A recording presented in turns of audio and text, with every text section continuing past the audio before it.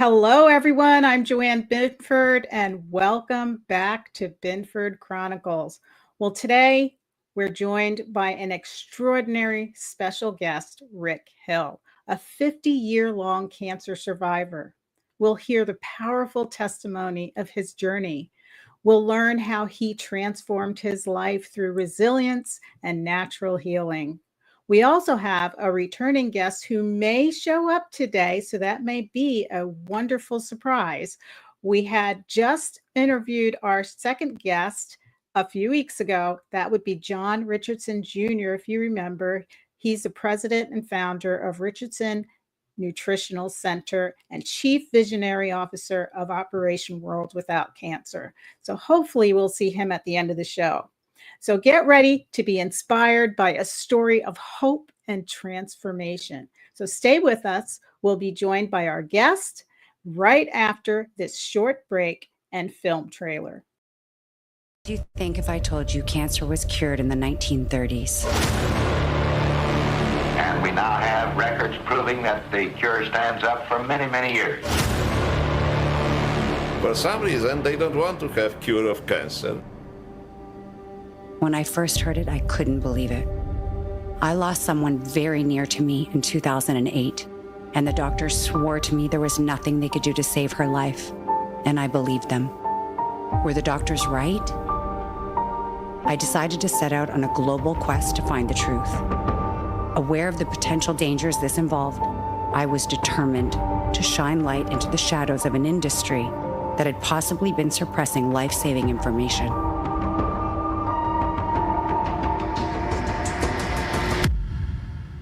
This is a war. If people publish results of something that works, that takes money away from chemotherapy, those people are killed. When I told my mama that I had cured my 13th patient, she said, they ain't gonna get you, they ain't gonna get you. You're dealing with organized crime, parading to be your guardian. There is testing around the world about things that really kill cancer. The cure for many of them is available, but it's hidden. I actually took her to Honduras to meet Dr. Sabi. My mother is 65 now and she's cancer-free. Maybe there's just something a little off in our medical system. My mom died of cancer when I was 9, and it's the same treatment. Most people cannot imagine the complete corruption. My colleague, Dr. Ben Johnson, last year he mysteriously died. I was arrested. Over 50 officers, guns came ablazing. He was absolutely fine one day, and in 8 hours he was gone. The people who ran that conference came to me and said that Mitch had called in sick with the flu. The next day they found his body with a gunshot wound to the head. Would you have been able to help my mom? Well, probably yes. This is a war. You realize what you're up against? This is a war on the children. They can't go with the sickness. This is a war. This is a war.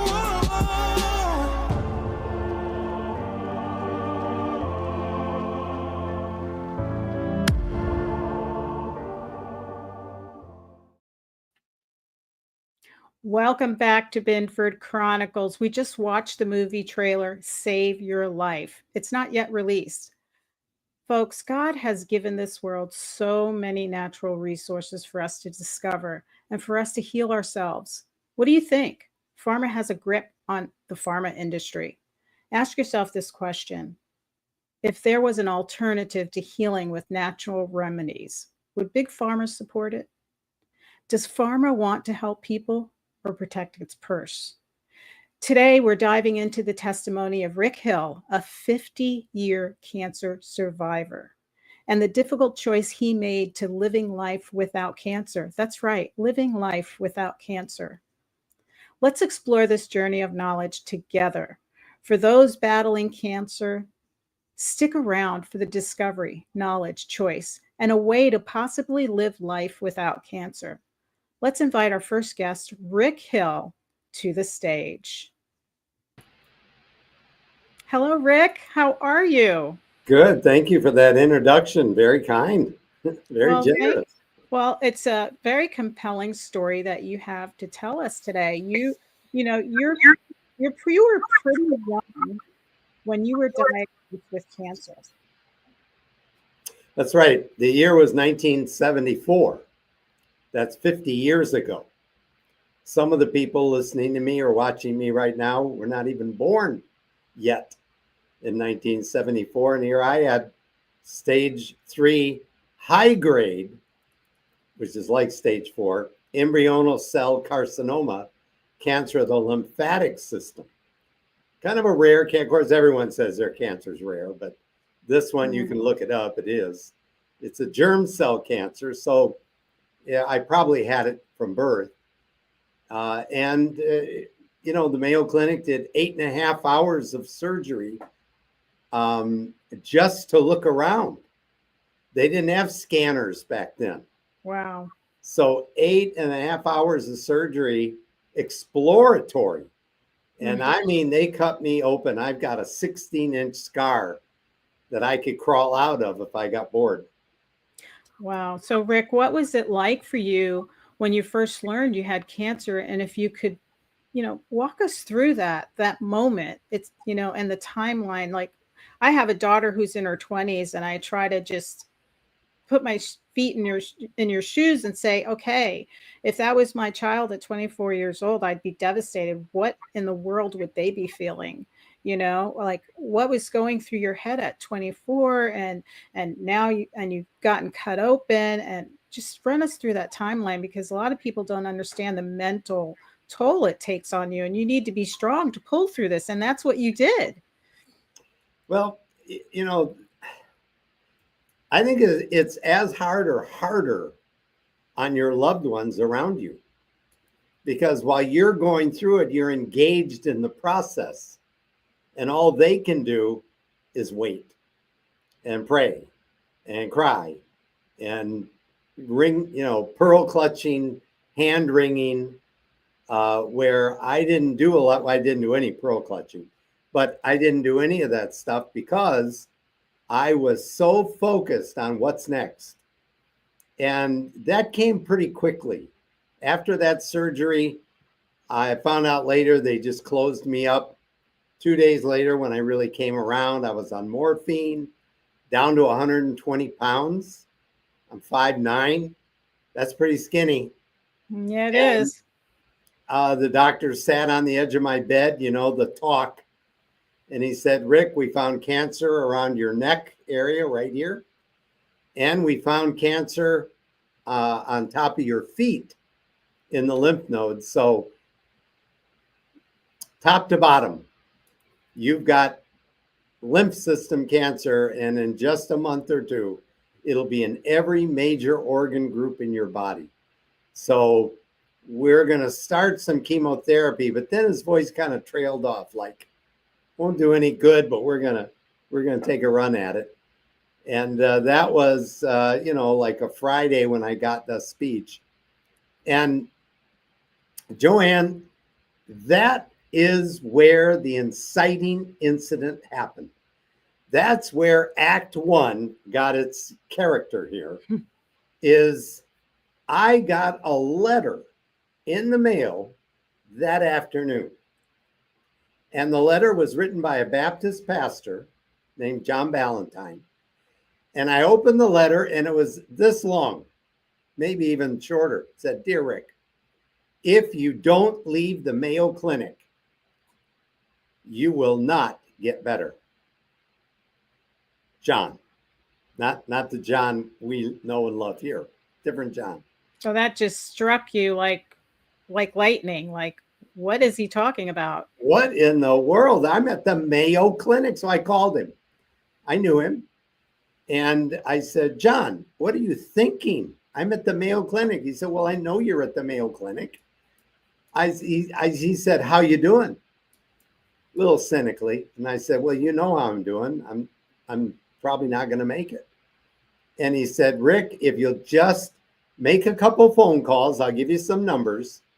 I think you'll come to the conclusion that your clinic where you are now does not understand the immune system. what they understand is drug therapy and surgery. Isn't that what you've seen there so far? I said, it is. So I hung up, I called a few people, and I just was a little more confused than I was before. So I said to John about the letter, I said, look, I will go see my chemotherapist this afternoon. Got a ride over to the Mayo Clinic, had booked an emergency consultation, 15 minutes. And I told him the story I just told you.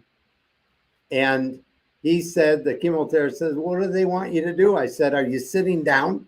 He said, I said, they want me to leave the Mayo Clinic and go to Tijuana, Mexico.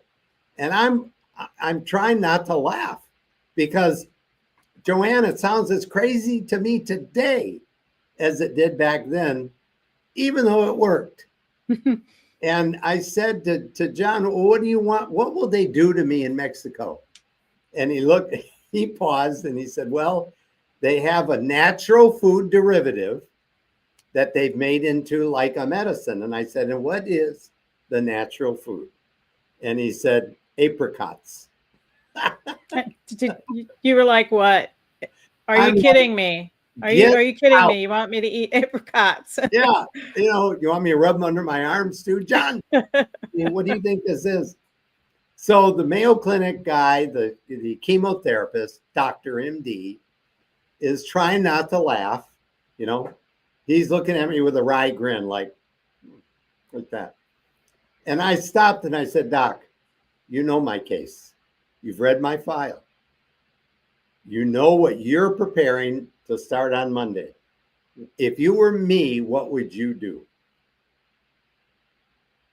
He leaned back in his chair, steepled the fingers. You're about to get the lecture.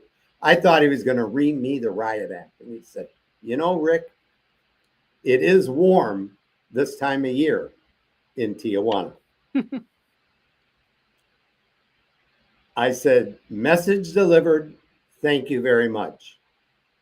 He was honest with me. That was good because you were terminal. That's right. And what did you have to lose? I didn't. And I think he felt like the Mayo Clinic really wasn't going to help me.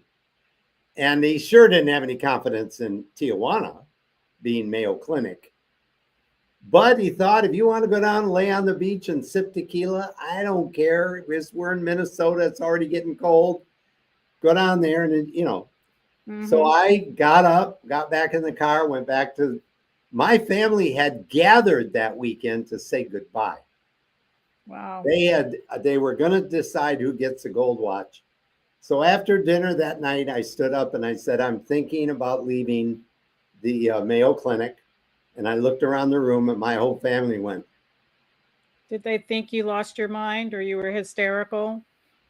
My brother, Sam Hill, if you can believe that, he said, Ricky, we always knew you were stupid.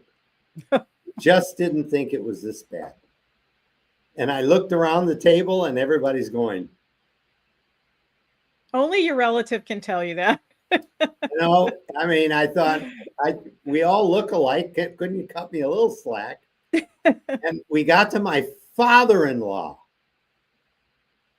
not even a blood relative. And he stood up. He's a big, burly construction guy. And he says, I like it. I'll take him down there and I'll help pay for it. Wow. And I said, deal. And I'm telling you, Joanne, my life changed at that moment. I grew up a Detroit greaser. I had never been in a health food store. I had hairdo like the Fonz. I was not anything like the people that I was about to meet. But I was out of options. Yeah. Well, I went down there, and what questions do you have? You want me to take that next step? No, take that next step. Take that next step. We need to hear this amazing story on how you made this jump, this leap for life is what you did. And you just looked at it and said, look, I'm young and I still want to live. So let's go for it. And it's as heartwarming and heartbreaking at the same time. You say, well, when you make a decision like that, you're so brave, you're so trusting, you're so smart. Says who? Do you really think I thought that Tijuana would help me more than the Mayo Clinic? I don't think you knew at the moment. I didn't. I think you just knew that you were going to die if you stayed on this path, and you were looking for, you were at that state emotionally, you know, like, we've got to do something. What's the worst thing that can happen? You know, I'll have to come back if it's not working. If I could get back. Am I close? Yeah, I got on the airplane and back. And can you imagine this? On those days, my wife said to the flight attendant at the doorway, my husband is going down to get treatment for terminal cancer. Be all right if I got on the plane to say goodbye? And they let her. That's wonderful. You can't do that today. No, not anymore. Follows me down the thing. I sit down. Both of us are in tears. And I looked at her and I said, sweetie, I think it's a one-way trip. And of course, she's blurbing at that point, ran down the aisle out the door. And we just were at a terrible time. Wow. Well, I went and I got down there and I met the doctor. And this is the second thing that changed my life. Was I met the doctor and he says to me after an exam, he said, you know, this never really had to happen. If I could have gotten a hold of you 2 months earlier, you wouldn't have that scar. You wouldn't have all this trouble. And I said, Doc, I'm not feeling better yet. And he says, are you willing to do what we ask you to do while you're here? I said, I don't know. I don't know you from Adam. I said, part of your treatment might be hanging from my toenails. I don't know. He said, Rick, I'm a medical doctor. I worked at Boston Children's Hospital in the States. I'm licensed. I've got a good practice. I said, I know. I was just trying to lighten the mood a little bit. I'm still in a bad mood, you know. And he says, what we do here is we practice participatory medicine. This is not something I'm going to do to you. This is something we do with you. And if you don't help us, we're going to fail and you are going to lose your life. Are you willing? And I said, Doc, when you put it that way, yes, I am willing to do whatever you ask me. I will mow the lawn with my teeth if I have to. He said, we'll not ask you to do that, but pretty close. So I was off into a new journey. The next day I met with the nurse and she gave me a 6 gram, not milligram, 6 gram injection of vitamin B17 or amygdalin liquid in my vein, a push. And that didn't bother me. She said it was a form of apricots. And to explain that a little bit, I brought back a little visual aid. Good. Inside the apricot seed is a little kernel, looks like an almond. They're very bitter, like an apple seed. And they have that kind of amaretto finish when you eat them. Bakers buy these all ground up to put in muffins. Right. I eat about 6 of these a day, which is a good amount. Doesn't hurt you at all. I didn't get sick the whole time I was there. Not a headache, no hair loss. I have a little hair loss now, but I'm 70, almost 75. And she did the shot, and then she's holding a bag with a hose. And she says, to be enthusiastic, today we're going to start your detox. And I said, good. What's a detox? And she says, well, have you ever changed the radiator in your car, the water? I said, yeah. She says, how'd you do it? I said, well, you know how I did. I drained it and I put the garden hose in and filled it up and then capped it up and laid rubber out of the parking lot. She says, exactly. And I looked at her hand and I looked at that hose and I said, where does the hose go? And she goes, it's called a colonic. I'm afraid of that. I know the first part of that word, and it doesn't look like something I want to do. Oh, I did it anyway. She says to me, kidding, well, then just think of yourself as water skiing really fast and then just sit down. That's what we're going to do. I thought, oh man, you know, this gets worse by the second. And then that night, I went to my first health food store to get something to eat. The same night. Wow, you went through the whole detoxing and you had enough energy to go to the store. Well, that's we amazing. didn't have anything to eat. And at that time, Oasis of Hope didn't have a kitchen or rooms or anything. Now they do. It's a full hospital. But then it was just kind of a hole in the wall clinic. Wow. And there were 100 of us crammed in there. So we go to the health food store, we walk in, and I look at my father-in-law like, I'm so sorry. There's Ravi Shankar music playing in the background. All these hippie type, remember, I'm the Fonz. There's all these hippie types with their 100% wrinkled clothes and, you know, this unmade bed look. And as one guy's filching food out of a barrel and he's smelling it and he goes, oh, wow, I can feel it. I'm thinking, oh, get me out of here. Oh, my. And then I notice I'm the only one in the building wearing any underwear. I mean, I don't blend. And I want your viewers to know you don't have to blend. You don't have to be a tree hugger. You don't have to learn how to hum. You don't have to do yoga. You have to reignite your immune system. And that's what happened to me while I was there. Because for 21 days, they're giving me these shots. They're also giving me something called pro-enzymes. Now, these are cool little things. So what did the pro-enzymes do? How did they help you?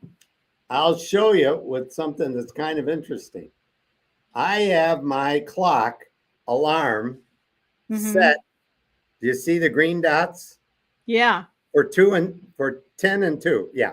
And I've got written on the top, like old people do with their supplements or 10-2. Yeah.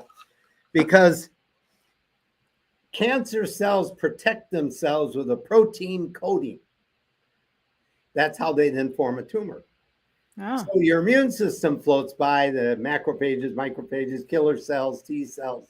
They float by to clean up the yard, and they can't see the cancer cells because it's behind this coating. That is an enzyme that digests protein. So you don't take it with meals because you're not trying to digest big steaks or anything. You're off of that kind of food anyway. And you take it between meals, so those proenzymes go out and they dissolve that protein coating.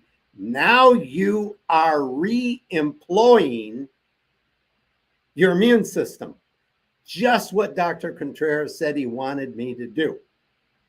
Wow. So I took those 3 times a day. I'm taking them twice a day now, between meals, so that my immune system comes online. But then there's a backup plan in case you got too many cancer cells for your immune system to handle. And I did, head to toe. I took, as I mentioned, the Laetrile or amygdalin, B17.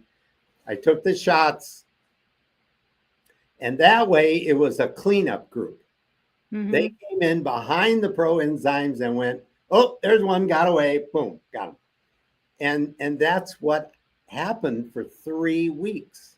So I was going to ask you that question, like what was that time frame? Was it a week, 2 weeks, 3 weeks? But it was a 3 week, at the end of the 3 weeks, you started to feel the change.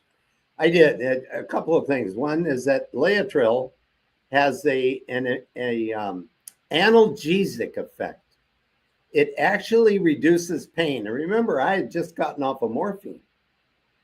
And by the end of the 3rd week, I was 60 to 70% less pain than when I walked through the doorway, which is an enormous value. My color was coming back.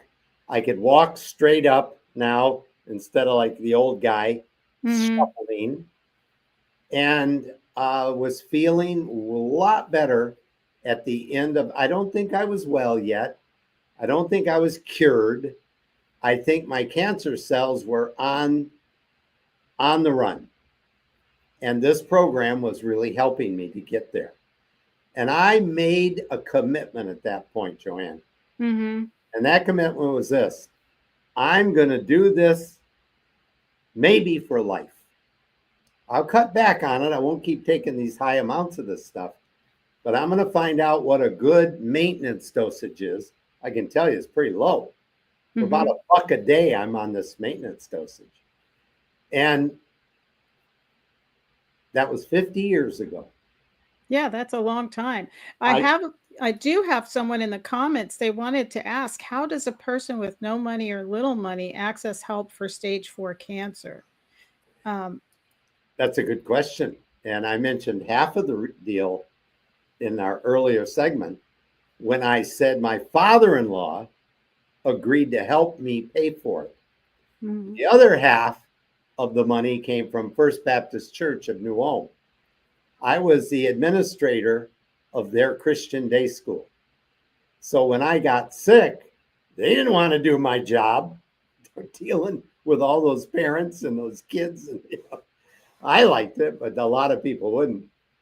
So they kicked in hoping, I hope this guy comes back, because if he doesn't, we got all these students and nobody to, Yeah, it's good that you had that support, because I can understand why they're asking that question, because when you're doing natural remedies that pharma doesn't like and the FDA doesn't like, no, your insurance no longer is there to support you. So it's all self-funded.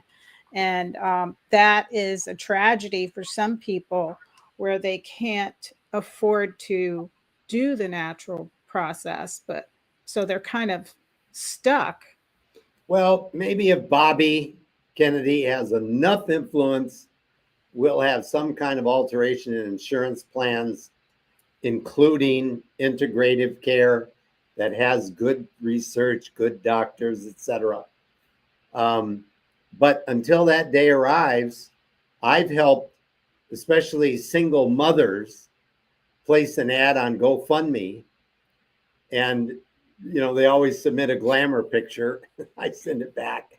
I say, you're sick. Don't give me a make it look like you got about 50. Come on. We're trying to raise money here. And single mothers are especially successful. Nobody cares about men. If they're sick, too bad. But not true of single mothers. People want them to succeed so they can help take care of their kids. And So Rick, our next question is there any place in the U.S. to get B17 injections? There are actually quite a few. Most of them, they're kind of underground, not because they're breaking the law. It used to be they were breaking the law, but not anymore, because we're smarter now. And it's an adjunct therapy, meaning that like high dose vitamin C would be.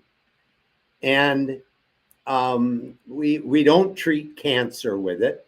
It's just a food supplement. Patients sign that agreement before they take it. There's IV salons all over the country now, popping up everywhere. You can go there for a Myers cocktail, what they call it.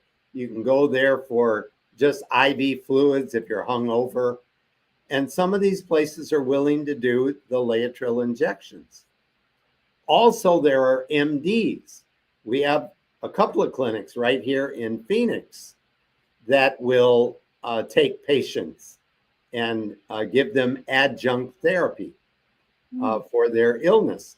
Then there's the Tijuana connection. They could go where I went, called the Oasis of Hope. And there's probably 5 other clinics in TJ that use what we call the Richardson protocol. That's those 3 products for therapy.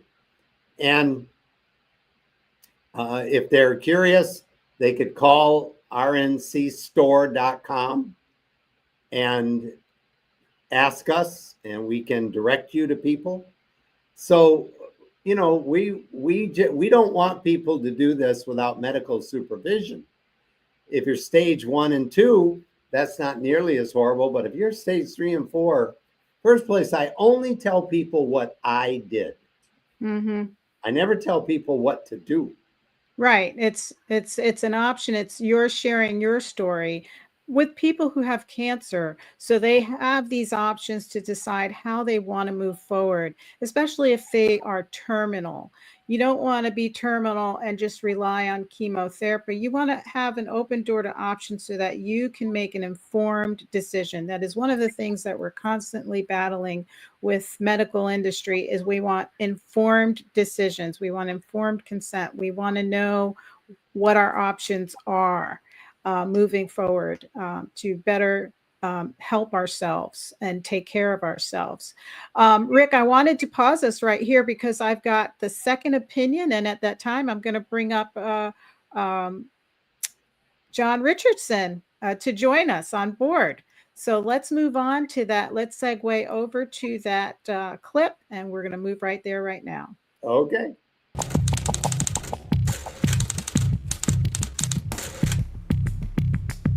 Laetrile, derived from apricot pits, has been banned in the United States since 1963. The Food and Drug Administration says it's harmless, but also worthless in fighting cancer. But in Mexico, it's legal. Newsweek estimated that 70,000 Americans went across the border to get Laetrile in Mexico. We're going through hell, smuggling it across borders, bootlegging it, doing things we've never done in our lives. Would you be prepared to buy illegally obtained Laetrile in order to have it? I'd steal it. My impression of Laetrile was that this was sort of another example of the madness and delusion of crowds, and showed the gullibility of people in the face of disaster.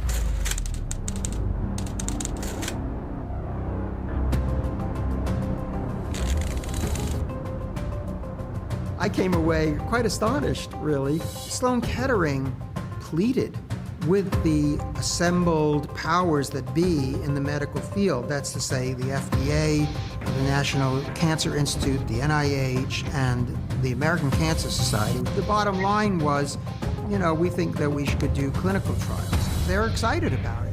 Suddenly, the statements that they were making, each of the top leaders, became increasingly negative. Nothing was happening scientifically to trigger those comments. We tried to find out from scientific information available whether there was any real scientific evidence that the drug amygdalin, or the so-called Laetrile, had any effect on cancer in any form, and there was no such scientific evidence. We do not have evidence. There is no evidence. That's a lie. Quite pure and simple a lie. It crystallized in my mind that this was a cover-up. And my response was to leak the documents. I wanted my job, and I also wanted to have a clear conscience. The second opinion was largely anonymous. It was written by Sloan Kettering employees. You had no protection of your freedom of speech. You would have been fired if you had associated yourself publicly. We couldn't believe that people would actually do this and lie about a promising treatment for cancer. They should, for their own good, they should come clean about this. Because it's, you know, you can't live a lie, whether you're an individual, you know, or an institution. That lie will weigh you down. Wow, that's a great video. And let me just fix us here, guys. I'm trying to get our, let's see if there we go.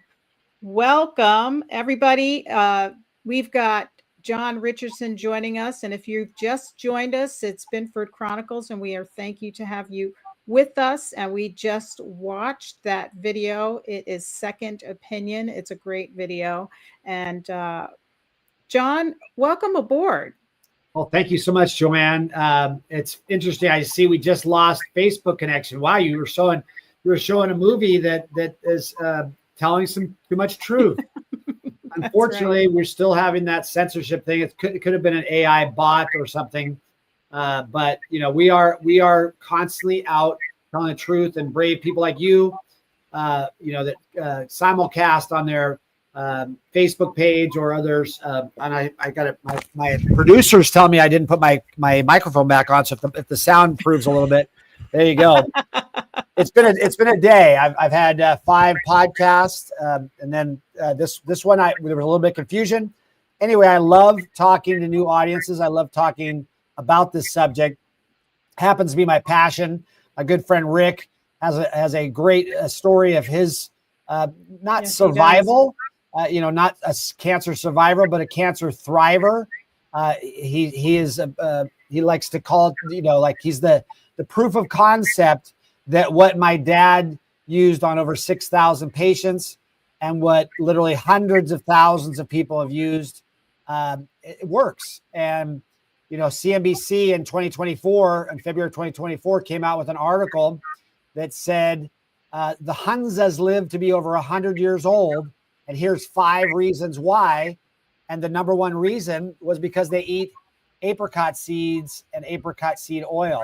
And so when CNBC is willing to admit that, you kind of go, wow, they're hiding it in plain sight. So they have, you know, they can have plausible deniability when we all discover that the truth that the C word, I guess we're not on Facebook anymore, but the C word is a metabolic deficiency disease. And if you eat the right foods and take the right nutrients in your body, God has made this amazing immune system that can ward off lots of diseases. And I had this on my desk, so I might as well show it. This is Hans Nieper, who was able to help Ronald Reagan fight off his colon C word.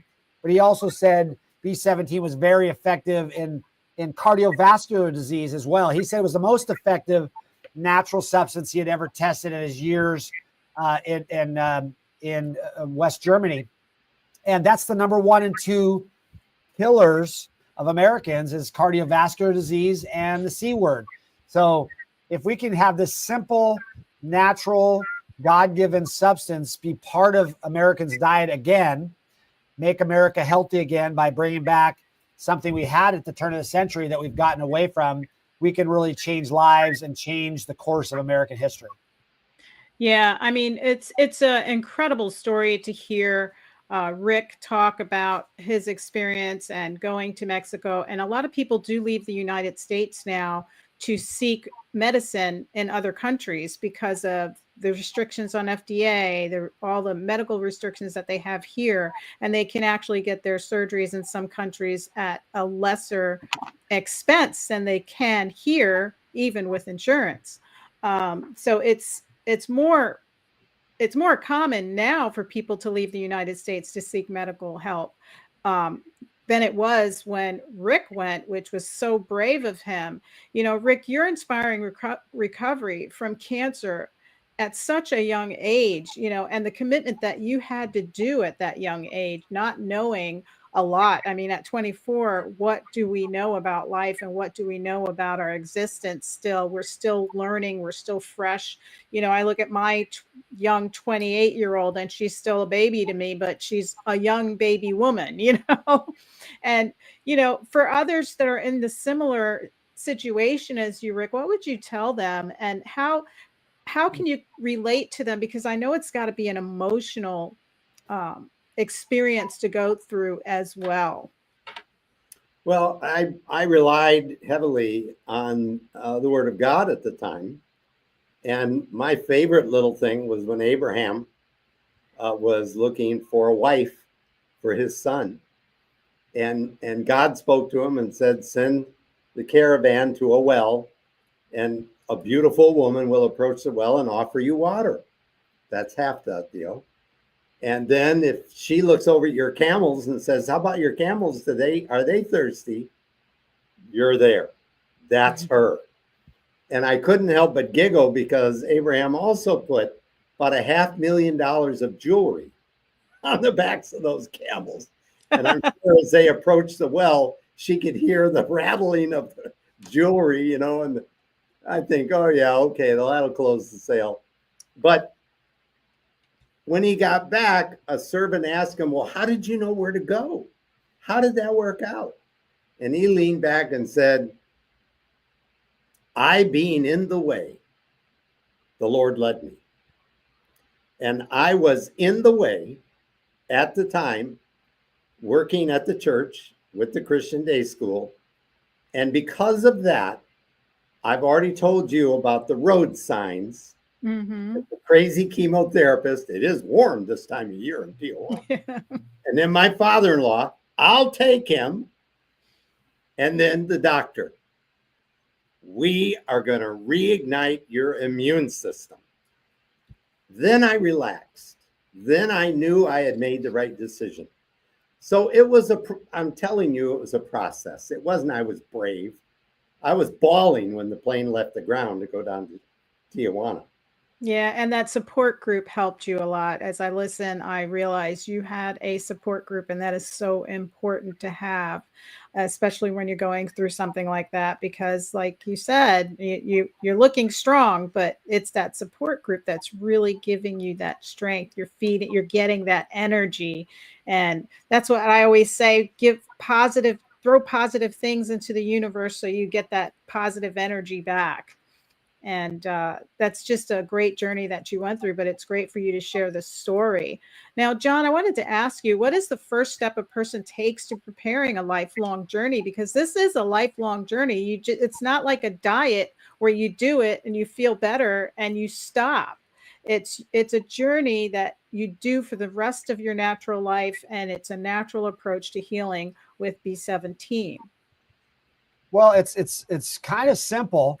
And it's deciding that you're going to make the right choices most of the time. I am clearly not the shining beacon of light for somebody that always chooses the best choice in what I eat every single time. I've been guilty of eating that pecan pie, which is probably the most horrible thing you could possibly eat if you're trying to fight a disease. But I've been, I taste a little bit, just a little smaller slice. Yeah. But my dad said everything in moderation. I've gone out to eat with Rick. He always chooses the right choice. I can tell you about Rick. And that's one of the things. Okay, I've never seen him make the wrong choice. Maybe we put peer pressure on each other. I have my CFO. He always says, oh, I got to make sure I make the right choice in front of John. I like that I have that effect on people. But anybody that knows me knows I make the right choice most of the time. And everything in moderation. You want to live a life. You have some enjoyment. Some nights you're not going to feel like, not having that sweet tooth thing, but there's lots of ways to eat something that has a sweet tooth, like without there's coconut cream, for example, that you can freeze, coconut whipped cream and freeze. It tastes just like ice cream, but it's healthier and better. So I've done that. It really is about making the right choice most of the time. And if you are in a health crisis, then you have to make the right choice all of the time if you want to have quick results. And so even as much as choosing who you go to get your information from, who you decide to go to when you're feeling sick or you're feeling under the weather, who you trust, these are also decisions you have to make. And God said, my people shall perish for lack of knowledge. And so many people put on a blinder when it comes to a disease like the C word, until they have it, till they're full blown. Then they'll put on a blinder. They don't want to learn about it. They don't want to think about it. But the time to think about avoiding cancer is before you ever have symptoms, because cancer is a deficiency disease. And I know Rick's mentioned that. I clearly spend my whole life telling people that, but still less than 1% of people even understand what that means. They go, well, what does that mean, John? What does that mean? And simply, if you have all the right nutrients in your normal diet, or you supplement the right nutrients and you keep your immune system balanced, your immune system will help keep you bulletproof. And yeah, it takes a lot of discipline because we have taste buds, and sugar is a feeder of the big C. You know, there's we want to. a bitter apricot seed. We've coated it with some flavorings. Rick and I have tried it. We have barbecue or we have sriracha or whatever. But you still want to make those things healthy. And you're right. But there's so many sugar substitutes now that you can make the right choices and healthy choices. And then other people, somebody said, what can you do if you're broke? Well, if you're broke, you still got to spend money on food, and you still got to spend money on, going to the doctor. So just redirect those funds to good choices and shop at a natural grocer's or a farmer's market instead of going to McDonald's or Taco Bell. If you have a sweet tooth, go get a seeded apple and eat the whole apple, including the core. And wow, that's such a great choice where so much more nutrition comes out of that. And it still satiates you. You still feel good. You might not, you don't have the bad after effects from eating an apple. So you start off with a small amount and then you can increase it as you go. Like Rick was saying, he eats about 5 a day. And then last time I was talking to you, you're like, I take 20 a day. Well, I eat 40 regularly. I've had 40 today already. And I'll probably get another handful of the flavored ones that are out in the warehouse. We're kind of running some tests on the flavored ones. I'll probably get another 10 of those. Rick and I are both speaking tonight. So I think a combination between us, we've done 8 podcasts and we're both speaking tonight. So it's been one of those full days, but I know for me, and I'm sure for Rick, any day that I can teach somebody something new about their body or about this immune system that God's given us is a great day for me. Yeah. So Rick, would it be fair to say that we're not talking about curing your cancer, but we're kind of defying the odds of your cancer increasing and taking over your life? Like you're kind of like pausing it, or you're kind of pushing back on its growth where it's trying to attack you, but you're feeding it these nutrients that are battling it every day. And that's why you're on this every day of your life. Would that be fair to say? 100% right. I call it control. And especially this one. I take these, remember, 10 and 2? 10 and 2, yes. The old guy lid. Because I don't know, I never know how many cancer cells I may have at any given time. But I'm not letting them cover up. I'm not letting them get behind the protein coating.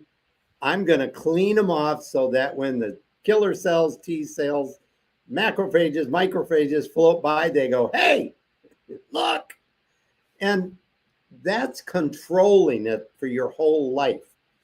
I didn't do that as a kid, and it got away from me to where my whole body was covered, And then the B17, the amygdalin, is that backup plan.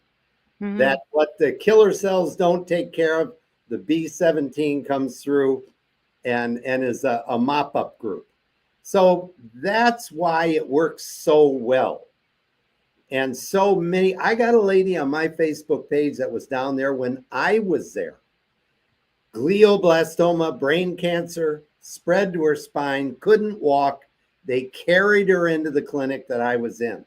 Today, she's down in Key West with about a zillion grandkids, getting way too much sun and enjoying life. When I was there, and she's still here. So that's our message. We are about control, not cure per se. Mm-hmm. That's right. That's right. I wanted to make sure that was clear, that people don't think that we're talking about curing something, that that's not what it is. And we don't want anybody to get the wrong idea, but it is having control and keeping control. And look, Rick, you've been with us for 50 more years. You've gone from a young, handsome man to an older, distinguished man. More handsome man. Not particularly handsome back then. Now, what I wanted to do, guys, is I wanted to pull up the website. And this way we can go over the website and show our viewers how to access things on your website. So give me a second here and I'm going to pull this up. Oh, And look at that. while you do that, I'm going to eat 10 more seeds. You're going to have a snack. I'm going to have a snack. 5 grams of protein. All right. So let's move on. I'm going to try to. Oh, there we go. Yes. So But let me put. John can tell your people how to get that book for free. He's got a mouthful of nuts. Oh, I can do it. Here we go. Let me switch. Let me switch. If your viewers will go to their computer and type in "My World Without Cancer," the word "my" in front, myworldwithoutcancer.com, we will send you absolutely free this beautiful, big, it's called the Bible of what we do. Oh, that's how big it is. The book that we're looking at on screen. Can you imagine? Yeah, it's like, holy cow. And so we will what's send you inside this book? What's we inside will send you the electronic copy of this. And the first half of the book tells what our product is. What is Laetrile? What is amygdalin? The second part of the book is the politics of cancer therapy. So it's very, very astute, well studied. Great. Yeah, it's got the whole first half is things like Kanematsu Segura, who was at Sloan Kettering, that proved he was the inventor, basically the inventor of chemotherapeutic drugs. And he said, quote, that Laetrile was the most effective chemotherapeutic drug, he called it, that he'd ever tested. Now, we never claimed it's a drug. It's not a drug. That gets you in trouble. It's found in 1,200 different foods. There's pictures of my dad and G. Edward Griffin, who are best friends. There's that on that page. We have this little binder still here that's here at our office.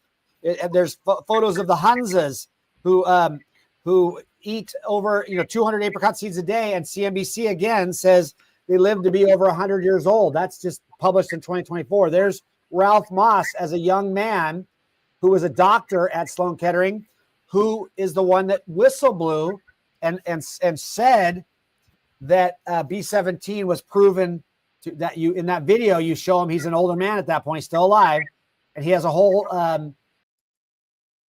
hang on. Hang on. There you go.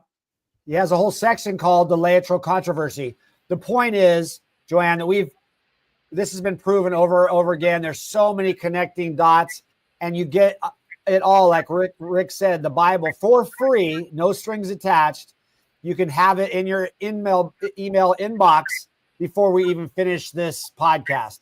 That's the story dedicated to my father, discovered on a fishing trip with G. Edward Griffin, where Dad told him about all the success he was having in his practice. And Ed, just this last Friday, Rick spoke right before Ed spoke on a Zoom call, and Ed said that discussion with my dad sent him down the rabbit hole to write this book that's been around for 50 years, and your audience gets to have it for free. When Ed gathered this information, he said it took him over 4 years, but I think it only took him 3 years if I do my math right. But anyway, the book is more popular now, 50 years later, than it was when it first came out. Right. And then Rick, you also wrote a book, and tell us about that as well. Well, I can't help but compare them. The thickness of G. Edward Griffin's book. And this is the one Rick wrote right here. But I don't claim to be a scholar or anything like that. But I'll tell you what, this is offering people hope. And I define hope as helping other people escape. That's what we need to do, is someone will read this and go, you know what, work for him. I'm going to pay attention. Yeah. So the way you can get this for free, I don't have the same way, but if you get those 3 products I showed you earlier in the Rick bundle, log on to our website, RNC store, there you go, .com. Look how fast you are. And go to the Rick bundle, you'll get those 3 products discounted. Plus, I'll give you a free copy of Too Young to Die. And also, if you enter Binford, Binford, at the end of the order, then Joanne has made arrangements for you to get an additional 10% off. We can't do better than that. That's our shorts at our ankles, nowhere else to go. And you'll enjoy that discount and the hope you will get from these two books. Yes, well, I want to thank you guys for a wonderful evening of discussion and all the information that you've shared today. Thank you, John, for joining us today. I didn't expect you. Then I expected you, and then I wasn't sure you were going to get free. Yeah, it's been one of those days. So, like I said, I'm happy to be here, and it's always fun to talk to a new audience, and it's always fun to hang out with my buddy Rick. We haven't seen each other in forever, so no. Actually, we're seeing each other tonight to speak, and we probably saw each other earlier today. So we're in this guys, Operation World Without Cancer, is this it? What we're doing right now? That's basically it. It's the idea behind Operation World Without Cancer is to get the message that regardless of whatever happens to RNC Store or apricot seeds or whatever, if you have the education and we can tell the world about this, we really can truly have a world without cancer. It's not just a pie in the sky hope, but the main reason we're getting that message out there is by making a movie. We're writing a book. We're going to update those videos you can watch for free, and we're going to play it at Mar-a-Lago. So if people want to help or they want to donate to make this movie, they can go to owwc.org and donate so that we can make this movie that's going to change millions of lives. And then they can really be part of something bigger than just themselves. Because we get asked all the time, how can I help, other than support you by buying the seeds or the Rick Bund or whatever? That obviously supports us. But if they really want to help us make a difference to millions of people, then go to owwc.org and donate to make the movie. And if you make certain levels, you get certain, wonderful gifts. And we even have a seat for you at the original screening of the movie at Mar-a-Lago, because Frank Torchia is friends with Trump and RFK after making the most recent movies. You get a seat for $10,000 donation to make this movie. And then we only need 30 of you. So if you're so inclined, help us out. We'll be happy, and the world will be a better place when we make this incredible movie that we're going to make. So if somebody pays the $10,000, the rest of us get to go for like nothing? Absolutely. That's the way it works.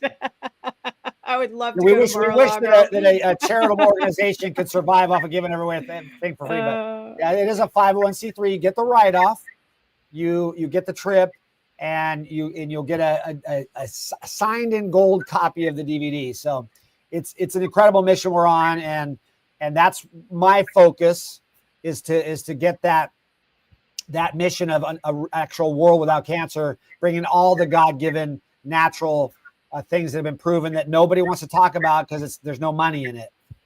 Yeah, well, thank you so much, John. I really appreciate that. I'm glad you were able to join us today. And Rick, your incredible journey from facing a terminal diagnosis and stalling it out and fighting it back and thriving through all these years to who you are today. What a wonderful man you are. And inspiring others. It is truly remarkable. So I'd like to thank you both for joining us today. Thank you so much. I really enjoyed this segment, and hope to see you guys again soon. Thank you, Joanne. God bless. All right. Thank you so much. God bless. Thank you. All right. Bye-bye. Bye-bye. Well, everybody, that was a great segment on Binford Chronicles. What do you think about that? I want to ask you to please share on Facebook, share everywhere you can. We got kicked off of Facebook tonight. How about that? And just remember, you can locate us on Rumble, YouTube, X, Facebook.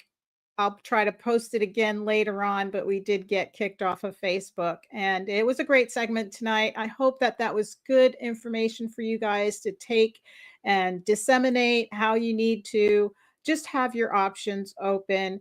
It's great to have you all on board. Thank you for supporting Binford Chronicles. And remember, I'm the host on the board report with John Karapi and my other partner, Mike Bolak. The board report airs every Friday night at 7 p.m. Eastern time. We're actually going to have an episode this Friday, so join us. We look forward to seeing you. And thank you again. Remember to like, share, and comment.